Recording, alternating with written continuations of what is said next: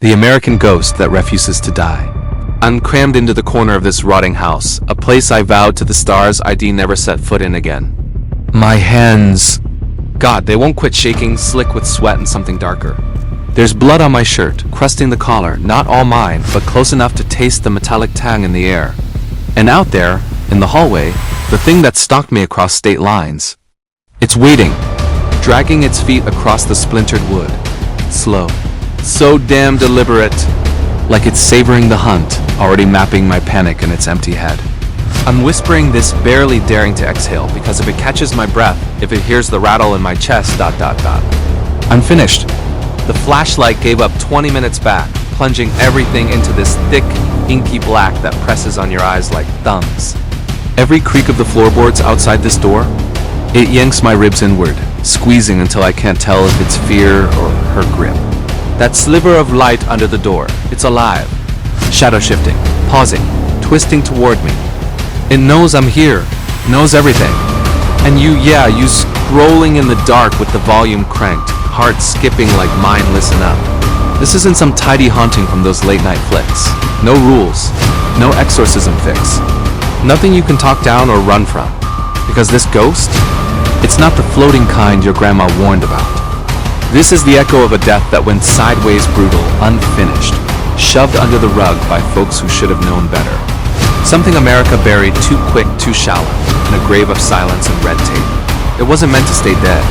And out of everyone, it picked me. My name? Save it for the obituary.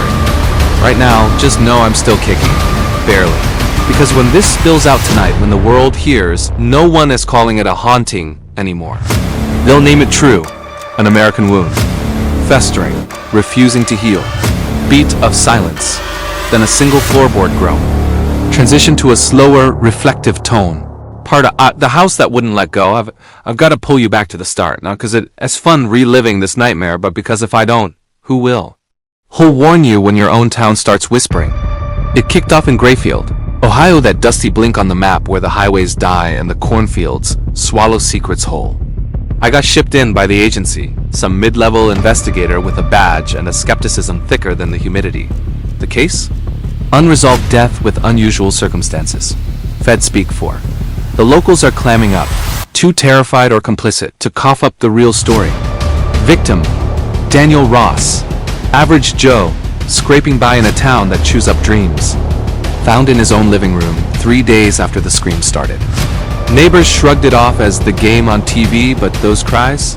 They lingered in the air like smoke. His fingers snapped like dry twigs.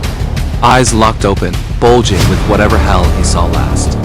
Neck wrenched back, slow and vicious, like hands that knew pain and milked it. Stepping over that threshold, the house hit me like a gut punch. Air thick as regret, heavier than the summer swelter, colder than the draft sneaking through those warped frames. It wasn't empty, it hummed, like you'd walked into a family fight frozen mid-scream, words trapped forever. My sweep turned up zip. No busted locks. No prints. No spray of blood to trace. Just the body, and those wounds howling murder. But the walls they spilled the beams. Gouges raked deep in the corners, frantic like someone clawing for daylight. Dents at head level, rhythmic bam like a skull meeting plaster in desperate rhythm. And there, etched into the kitchen trim with a blade that bit hard, I hear her every night. The report skipped the her, no wife on record, no ex, no kin, but Grayfield. Folks there carry legends like heirlooms, passed in sidelong glances over picket fences. They leaned in close, voices dropping like they feared being overheard. Eleanor Marsh, slaughtered in 78, right in that house, that bedroom stained with her last fight. Neck snapped by a shadow faceless, gone before the blood cooled. Killer never ID'd, never chased. I smirked? Ghosts? That's for rainy nights and bad TV, not my caseload. But night one, in that stiff investigator's bunk. The house decided to talk back. And she listened. Sound cue. Faint, uneven breathing fades in, echoing softly. Part 2. The first showing no footsteps announced her. That'd be too straightforward, too human. It was the breathing that clawed me awake, soft, stuttering, wet like drowning from the inside. I shot up in that narrow bed, sheets tangled around me like restraints. Why didn't I hit the light? Call it gut instinct. Or the fear that lights up your spine when you know you're not alone. The breath swelled, circling the room, brushing my neck like invisible fingers. Then the mattress sagged right behind me. Weight settling where nothing could fit, springs whining under a presence that defied the dark. I pivoted inch by agonizing inch, cursing myself for looking. There she was, Eleanor, not some see-through specter from a Hollywood jump scare. She warped the air like summer heat off asphalt flickering, unstable edges fraying into nothing. Hair a wild snarl, draping a face pale as forgotten milk. Head canted at that savage tilt, neck stretched wrong, like it remembered the twist. Shoulders hitched with breaths from a chest that shouldn't rise. She hung there. No twitch, no lash out. Just those eyes bottomless black, devouring the dim glow, the quiet pulling at me like a riptide. Staring through flesh to the bones beneath, hours blurred. My world narrowed to her gaze. Then blackout. I came to on the cold floor. Muscles screaming, first light slicing the curtains. Bed pristine, untouched. But the door bolted shut when I dozed yawned open, unlatched from within. By what? You tell me. Ever wake up wondering if you dreamed the monster ... Or invited it in. She'd chosen her audience, and I was center stage. Part 3. She chose me. Terror's one thing jumps in shadows. But true horror? When the dead lock eyes and select you. Not random bad luck. Not 'cause you poked the bear, but deliberate, like fate's cruel joke on your bloodline. Eleanor didn't drift into me. She latched on for a reason I couldn't grasp yet, tied to threads older than my badge. Deeper than the doubts that keep you up at night. Almost as old as the regrets you inherit without asking. Night 2, 2:57 a.m. Knocks 3 crisp raps. Not the door, the wall. Solid plaster between me and oblivion. I leaned in, ear to the chill surface. Big mistake. Her voice seeped through not speech, but a sigh like winter wind through cracked bones. Trembling, aching, recalling every unanswered plea. I reeled back, and the wall buckled.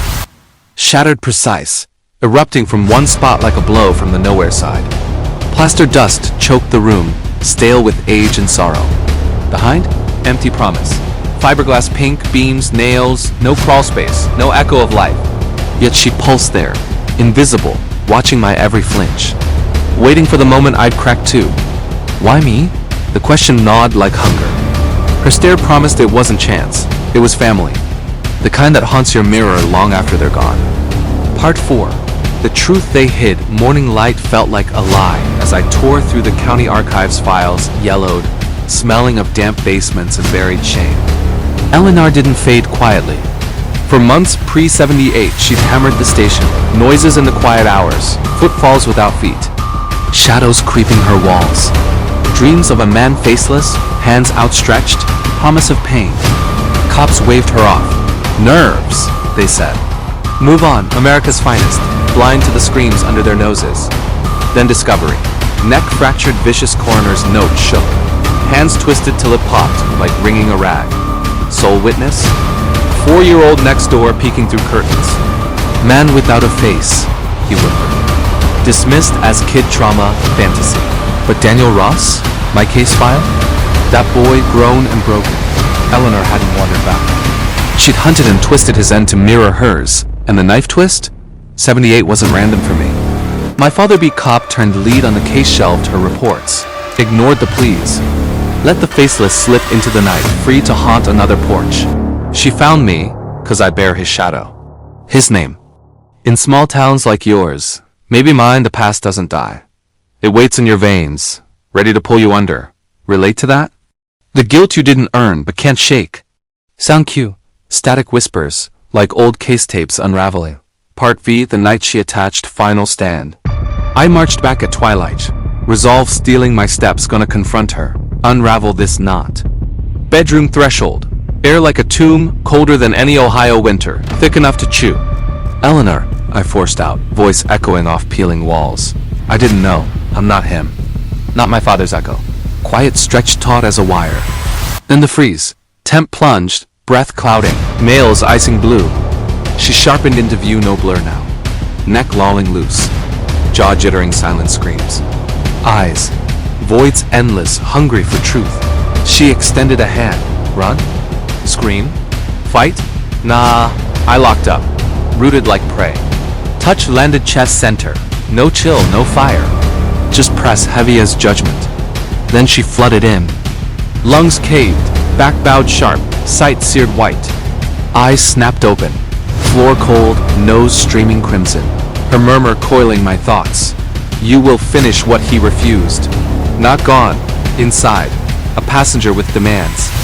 Ever feel something settle in your chest, heavy and raw? That's her. And she's not leaving.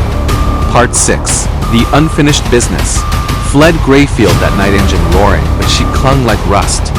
Mirrors betrayed, her face ghosting mine, neck aligning in mockery.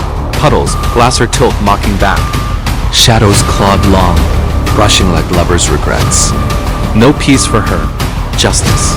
The faceless, the killer who melted into highways, unchecked. She spots him nightly, behind me, teasing the edge. Tall, warped, blank slate of terror. He's close now, door beyond. Steps drag slow, sure, scenting blood. Wood shudders, knob twists. Fresh bleed trickles. Heart batters ribs, no more hiding. She drives me as to him. To close her circle, ghosts remember. They grudge? This one? Won't rest till I snare the shadow she chases in mine. Door yields. Breaths foreign fill the void. Shape emerges tall, off, faceless, inside. Truth hits, no dual curses, one endless loop. Ghost and her nightmare. Tonight, I'm the bridge. Caught. Cliffhanger swell. Door creak peaks, cuts to ragged breath. Narrator fades, urgent. Still with me? Lights flickering, mind racing. What if she's in your walls too? Subscribe, don't break the chain. Like if the shadows move just now. Comment your family ghost story. Maybe she listens. This isn't over. Part 2's coming if I survive. Stay vigilant. She's everywhere.